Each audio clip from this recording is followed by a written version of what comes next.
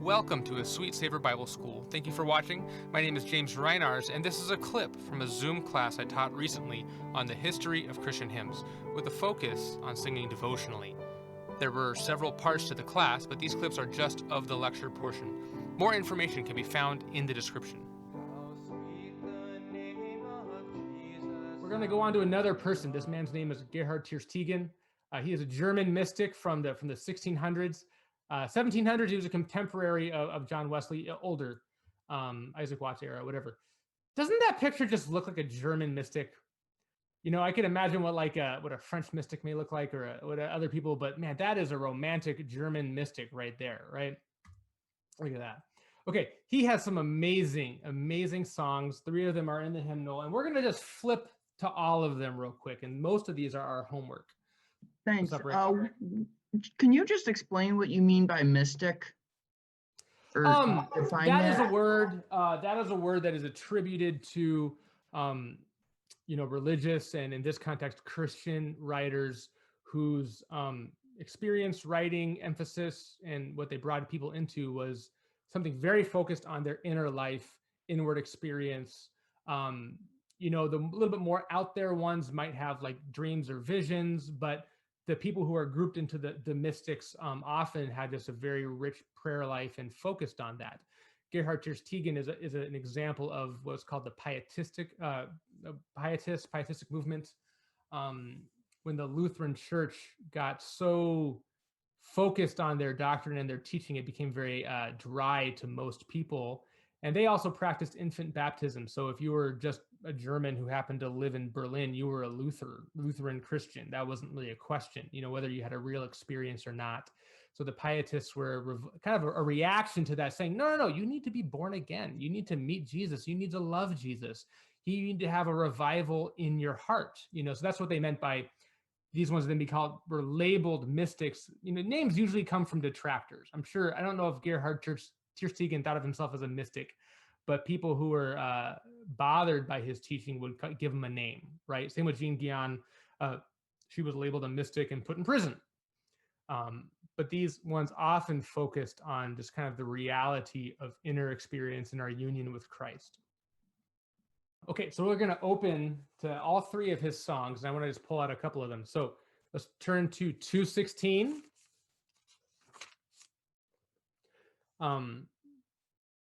This song may be familiar to a lot of people. Something every heart is loving. If not Jesus, none can rest. Lord, my heart to thee is given. Take it, for it loves thee best. See your love to the Lord. We sing it often in meetings. Before I began to get into hymns, I could have sworn this was written by just a really sweet teenage sister, probably just very tender-hearted, and now it's this burly, long-haired Gerhard Tersteegen, very different picture, but very tender in its love for the Lord. So again, this was translated, because again, he wrote in German, by this sister, Emma Frances Shuttleworth Bevan. I wrote Frances Bevan up there earlier. She went by that name. We have great song, precious song, many of us are familiar with, started in German from Gerhard Tersteegen, translated by this Plymouth Brethren sister, now ended up in our hymnal, right? Let's go to 345. This one is really precious. We're not going to read the whole thing. I'd love to read just 3 verses. So I'll call out some names from ones I can see. Shulamite.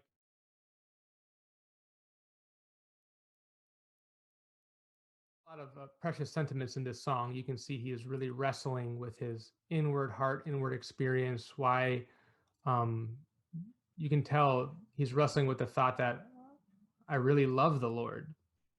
I look forward to the day when everything can just be for you, right? So looking at verse 2, second line, or before that, though my will's fixed, yet wide my passions rove. Anybody experienced that before? I think to the best of my ability, I'm just set on God. And then, man, something just comes out of nowhere, roving, right? Yet hindrances strew all the way. I aim at thee, yet from thee stray. I also appreciate just the honesty in this song. It's maybe a private prayer to God, right? God, I'm sorry. I just aim at you all day long, but for some reason I stray. And then the next verse is, 'tis mercy all, that though my mind, that thou has brought my mind to seek her peace in thee. It's really God's mercy that I even care about God at all. Because actually, when it's just up to me, it's my passions are roving and I can't fit my aim, right? This is an example of just what the kind of sweet, tender, and just depth of this hymn. When Brother Bob gave a list of kind of principles about how to learn a hymn at home, one of them was just getting the words down, right? This is a good one just to read, just to make sure you understand what the train of thought is. It's a little bit older English, but there's just a lot of precious nuggets. For the morning time, this is a great 1 or 2 verses a day. May not need to sing all 7 right away, right? Really get familiar with verse 2, really get familiar with verse 3.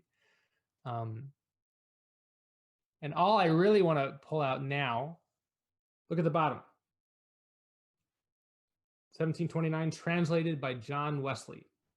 We talked a lot about Charles Wesley, and then at that time we said we would get back to John Wesley, noting that he was mostly a hymn translator. We have one of his translations, and this gem is really here just because of John Wesley. Okay, our last one, 410. This one's fun. This is also part of our homework, I believe. So I'll let you read it, get to know it on your own. This is from a longer poem. The verses that are taken out make it clear. The inspiration for this poem is the scene of Paul on the road to Damascus and seeing a bright light, seeing Jesus as a bright light. Look at the bottom. Gerhard Tersteegen, translated by Emma Frances Shuttleworth Bevan. Okay, another one of hers. That's Gerhard Tersteegen. We're going to look at a few more of John Wesley's.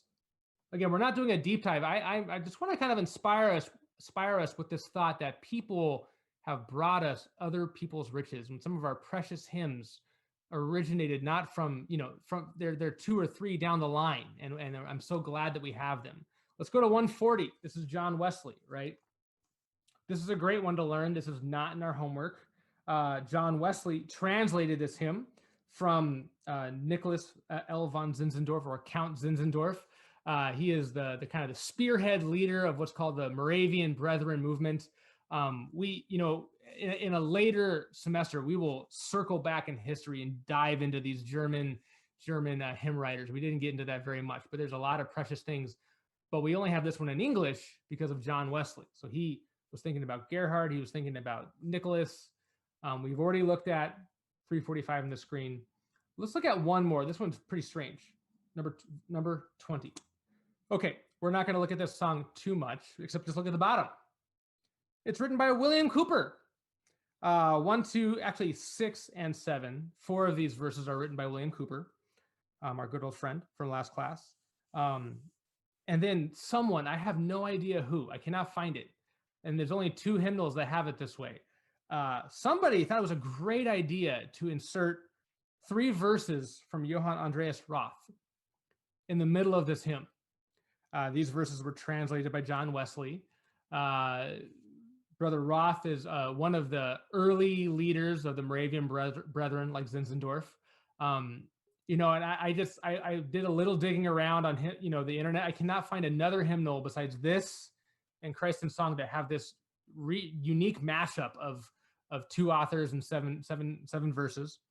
But this is another example of 2 principles that people have worked with other people's work to make it better or more palatable or more presentable.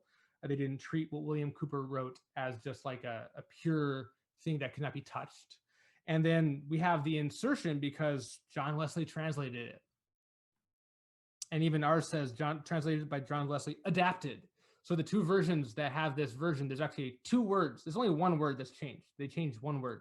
I don't know why, but it's slightly adapted. So even here, somebody felt even more fit to adjust it, right?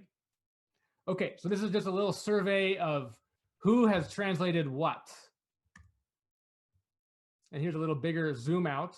So John Wesley, these are the translators of the mystics. He translated Zinzendorf, Johann Andreas Roth, Gerhard Tersteegen. He adapted 42 poems by George Herbert, someone we talked about in class number 1. Anybody else remember when and why we talked about George Herbert? It's cool. Fun fact. William Cooper's first depression, remember he had 5 huge episodes? His first one, this is before he's even really saved, he was pulled out of it by reading George Herbert's poetry.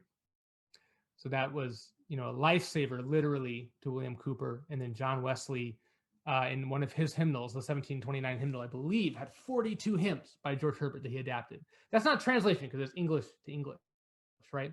William Cooper spent the last years of his life translating Madame Guyon. That's why we have some of what we have today. We've seen some of Frances Bevan. We will touch on her more in the Plymouth Brethren unit, but she translated several German pietist writings and had included her own. Let's join them. Why not? Why just them? This is what I'm really excited about. I've been inspired by what they've done. Let's do it too. We've got hundreds of poems by George Herbert just waiting for somebody to put it into a song. And it might be really good. Who knows? We don't know until we try.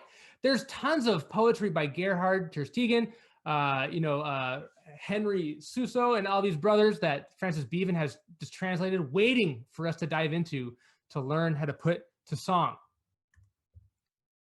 So we would like to, this is the whole class. There's nothing else going on. There's no history. There's no breakout room where we sing songs more. We would love to start optional long-term project tracks, even group project tracks. We would like to take what we're learning and our love for these songs and begin to get our hands dirty in them. Try to make something. Three ideas, okay? One, I know some of you are writers, so there may be some original poetry out there. We'll make spots in every single class to come where, if you want to present something, share something, we'd love to hear it, read it. It could just be the poetry, right? Maybe we could work with you to set it to song. Because some people are word people, some people are music people. Very few people are word and music people, right? So if you're a word person, let's match up some music people with you, right? If you're a music person, you may not want to write original poetry. You may want to insert number 2. You might want to write new hymn tunes. There's 2 options here. One is to take an existing hymn and kind of modernize the music. There's some good examples. There's some bad examples of that. The other is to write music that is hymn style. There are some hymns in this hymnal that I think just have terrible tunes. Really could be helped by a better tune, right? So let's write a new tune. Okay, but the one that I think many of us may fall into, because I'm not really a word person and I'm not really a writer. I'm a musician, but I don't write stuff. I am excited about the possibility of number 3. Let's take somebody else's English, figure out what meter it's in, try to find a good tune for that, see if we can produce a gem. So at the end of this class, I will email out or make available, I have a PDF of George Herbert's The Temple. It's like 100 pages long. I found William Cooper's translation of Madame Guyon's poetry. Tons of stuff in there. And I have Frances Bevan's hymns of Tersteegen, Suso, and others. So she has a giant 2-volume, this is kind of like her best work, translation of several people's poetry and others. Secret, the and others is all hers. She put it under a bunch of pseudonyms. All kinds of initials are on all these poems, but it turns out they're all hers. So there's 3 authors in this, and there's a lot of good stuff in there. So we could even take some of her poetry, because our hymnals don't have a lot of her original, except for that one contentious one. That's it. That's the idea. That's the class. What we'd like to do now, we're going to go into our breakout rooms to talk a little bit more about what we've talked about. Well, that's the end of our section. You can learn more about a Sweet Savor Bible School on our website, link in the description. There you can find course descriptions and find out how you can join the next class. And for now, I'll say thank you. Thank you so much for watching. May Jesus bless you, and may we become a savor that is pleasing to our God.